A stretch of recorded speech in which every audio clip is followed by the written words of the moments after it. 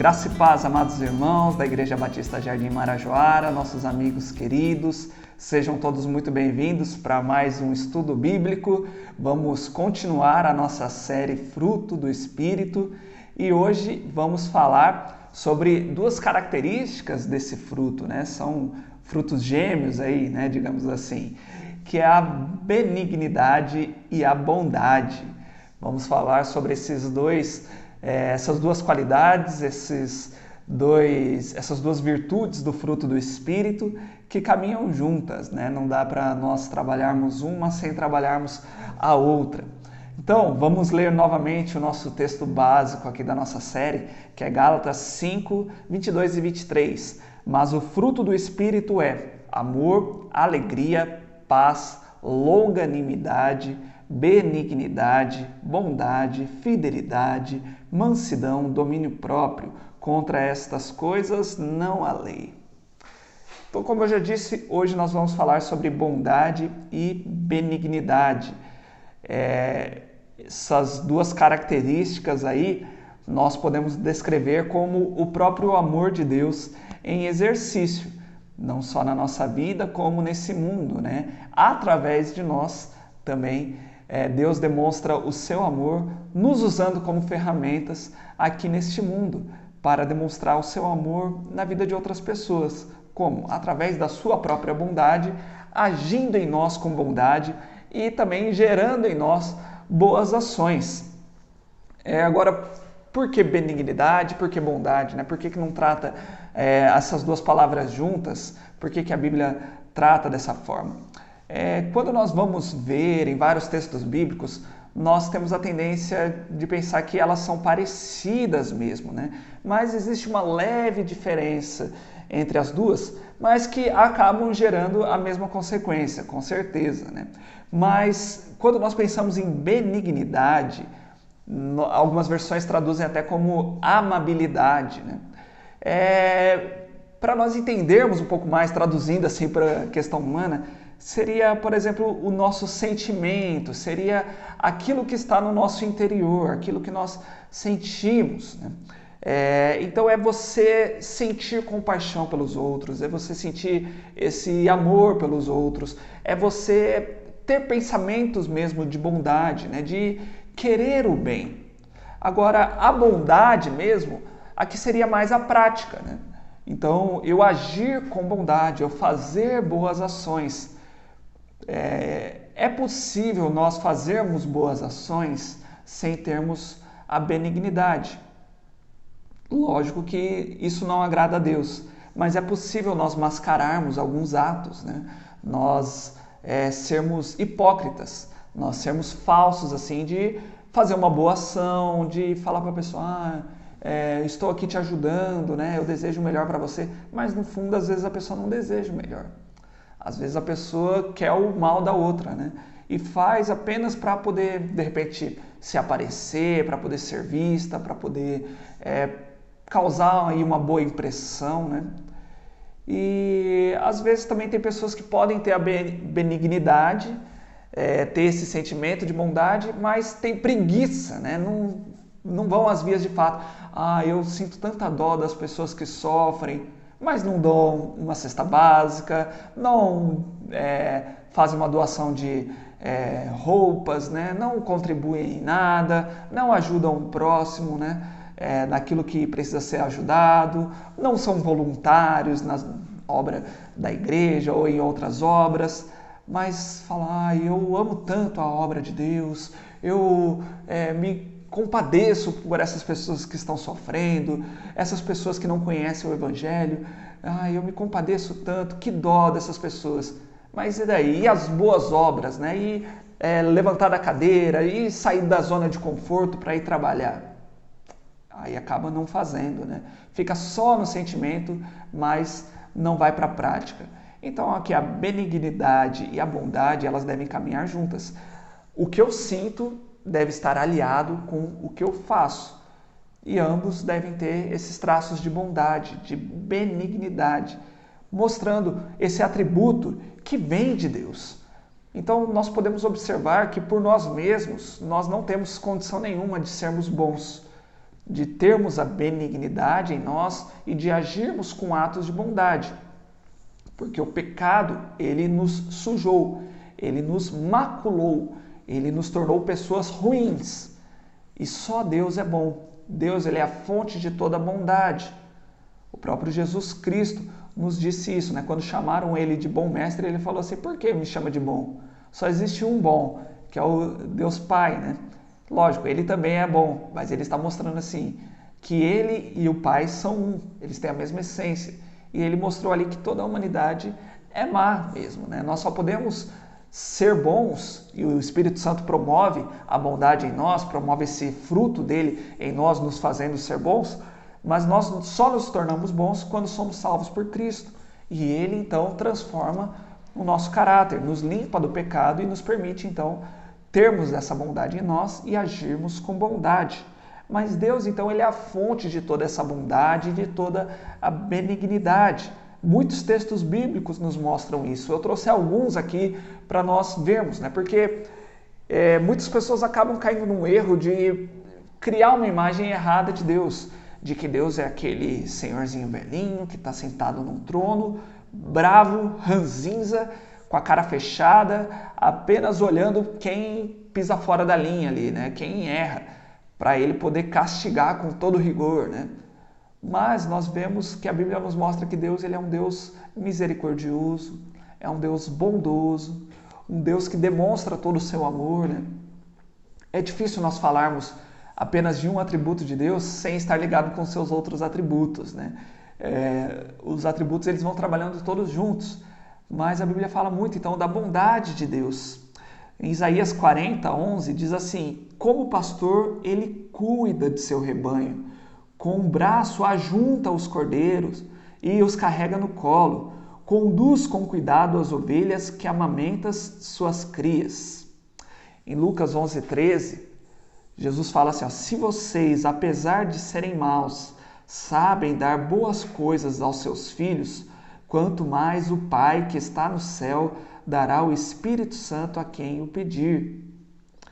Salmos também falam muito sobre a bondade de Deus, né? São inúmeros salmos, inúmeros versículos ali que falam, mas alguns aqui para poder observarmos isso. Salmo 73, 1. Certamente Deus é bom para Israel, para os puros de coração. Salmo 86, 5. Tu és bondoso e perdoador, Senhor, rico em graça para com todos os que te invocam. Salmo 106, 1. Aleluia! Deem graças ao Senhor, porque Ele é bom, o seu amor dura para sempre. E esse último salmo ele se repete em vários outros versículos também, né? Sempre falando, deem graças ao Senhor, porque Ele é bom, o seu amor dura para sempre. Sempre reforçando que Deus ele é bom. Deus ele não é como nós, né? Jesus deixou claro que nós somos maus, mas Deus é bom. E se mesmo nós sendo maus conseguimos fazer boas ações, quanto mais o nosso Pai, né? Então devemos confiar nele. Alguns princípios que a Bíblia fala sobre a benignidade em nós, sobre a bondade em nós. Em primeiro lugar, nós observamos esse fruto em nós quando nós conseguimos servir ao próximo. Lá em Lucas 10, de 25 a 37, nós temos o exemplo ali da parábola do bom samaritano. E ela se inicia com um questionamento que um perito na lei vem fazer de Jesus Cristo. Eu quero ler só esse início, nós não vamos entrar na parábola, né? Mas vamos ler esse início, esses versículos de 25 a 28. Diz assim: certa ocasião, um perito na lei levantou-se para pôr Jesus à prova e lhe perguntou: mestre, o que preciso fazer para herdar a vida eterna? O que está escrito na lei? Respondeu Jesus. Como você a lê? Ele respondeu: ame o Senhor, o seu Deus, de todo o seu coração, de toda a sua alma, de todas as suas forças e de todo o seu entendimento. E ame o seu próximo como a si mesmo. Disse Jesus: você respondeu corretamente. Faça isso e viverá. Na sequência do texto, o perito continua questionando Jesus, né? Ele fala assim: e quem é o meu próximo, né? Então, quem que eu tenho que amar, então, né? Como a mim mesmo. Aí Jesus conta a história do bom samaritano, né? Que um judeu foi assaltado ali na beira do caminho e apanhou, ficou caído lá e ninguém queria ajudá-lo, né? Veio o sacerdote, veio o levita, mas só depois veio um samaritano e ajudou aquele judeu. E Jesus fala, né, que nós devemos agir dessa forma, né? Agir com bondade. Isso é viver, então, da forma como Deus quer que nós vivamos. Então, Jesus ele nos mostra aqui que aqueles que são salvos, eles devem amar a Deus acima de todas as coisas e também devem amar o próximo, devem agir com bondade, né? Fazer o bem para o próximo. Uma outra característica desse fruto do Espírito na nossa vida é a generosidade. É quando nós não ficamos pensando naquilo que nós temos, nos recursos que nós conquistamos com tanto suor e falamos, preciso guardar para o meu futuro, isso aqui é meu, isso aqui é da minha família, dos meus filhos, eu não devo compartilhar isso com os outros. Quem é cristão ama o próximo e serve o próximo até com os seus bens também. Nós devemos aprender a compartilhar aquilo que nós temos, mesmo que não seja muito. Mas tem tantas outras pessoas que ganham muito mais do que eu ganho pouco. Mas nós devemos ser generosos também.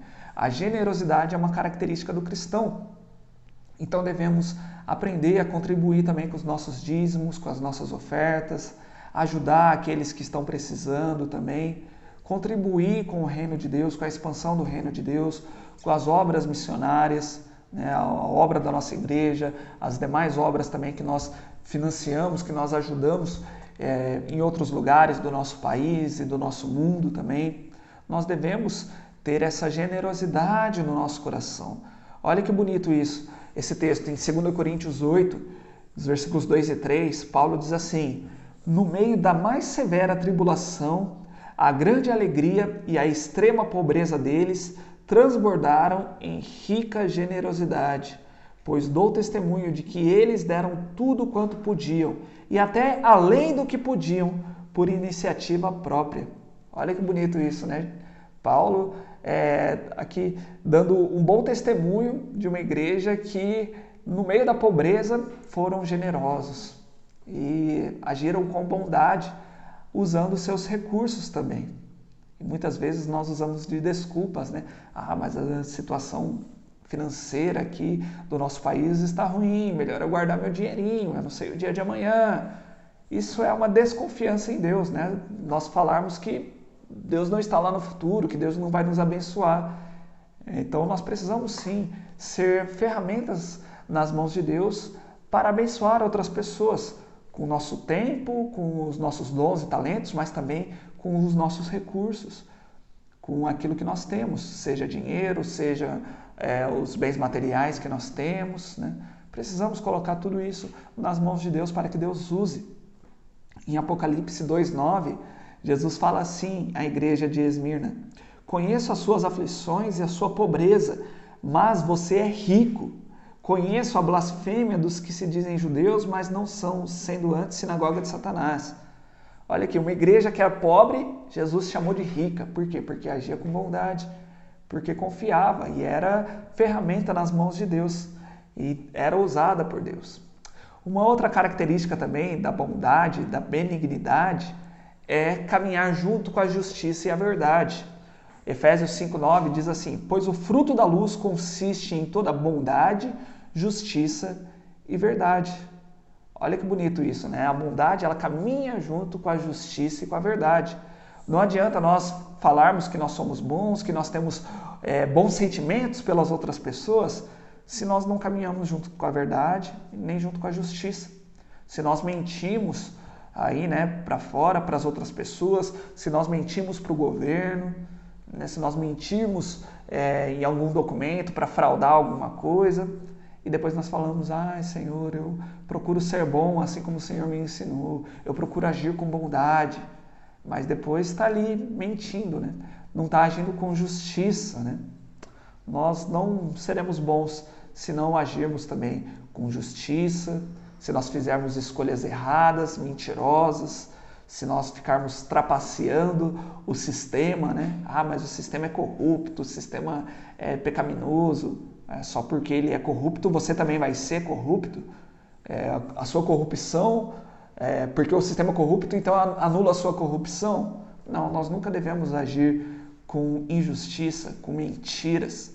Nós devemos agir com bondade, justiça e verdade e procurar também ajudar as pessoas que vivem na injustiça, ajudar aquelas pessoas que precisam tanto também dos filhos da justiça, revelando a luz de Deus aqui neste mundo.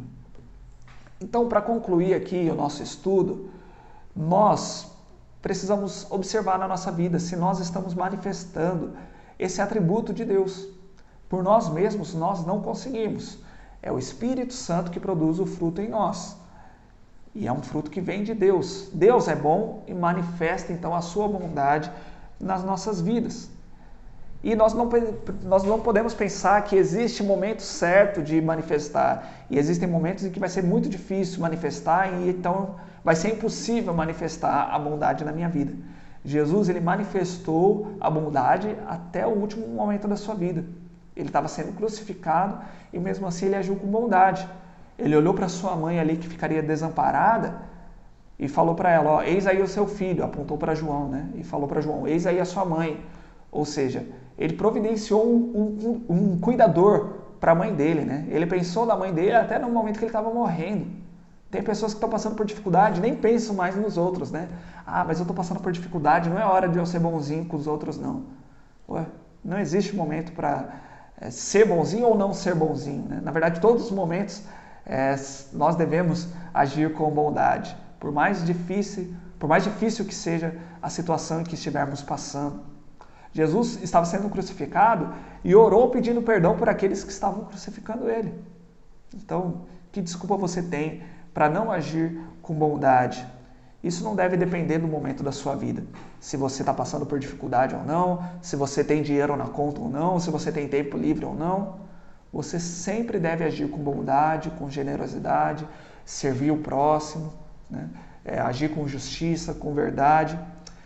A Bíblia diz que nós fomos salvos para a prática das boas obras.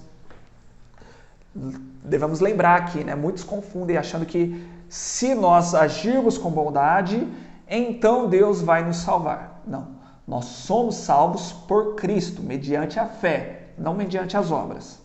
É mediante a fé em Cristo. Então nós somos salvos. Como consequência dessa salvação, nós vamos praticar boas obras. Obras boas, obras com bondade. Então, é uma consequência da nossa salvação. Devemos olhar para a nossa vida, para os nossos atos e ver, os nossos atos refletem a salvação que nós acreditamos ter? Aquilo que Jesus fez na minha vida, Jesus olhou para mim com bondade, eu não merecia e ele agiu com bondade para comigo. Eu estou agindo assim também? Então procure colocar isso em prática na sua vida, olhar para as pessoas ao seu redor e, de repente, descobrir as necessidades que aquelas pessoas têm, né?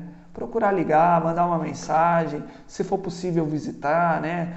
A gente ainda está vivendo nesse momento de pandemia que está uma dificuldade de fazer visitas, mas assim que for possível, né? Visitar as pessoas, caminhar junto, para ver qual é a necessidade que aquela pessoa tem, o que você pode fazer, como você pode agir com bondade para a vida dela.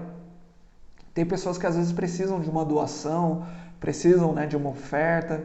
Tem pessoas que só precisam do seu tempo para que você ouça ela, para que ela desabafe, para que você ore com ela. Você tem agido com bondade assim para as pessoas? Que possamos ter essa visão, né, de servir mais do que somos servidos. Hoje em dia as pessoas querem mais receber do que dar, né? Nós vivemos nessa cultura de sermos servidos, de receber tudo. Mas o que Cristo nos ensina é que nós devemos servir antes de ficar pensando em sermos servidos. Na verdade, Cristo já nos deu muito mais do que nós merecemos.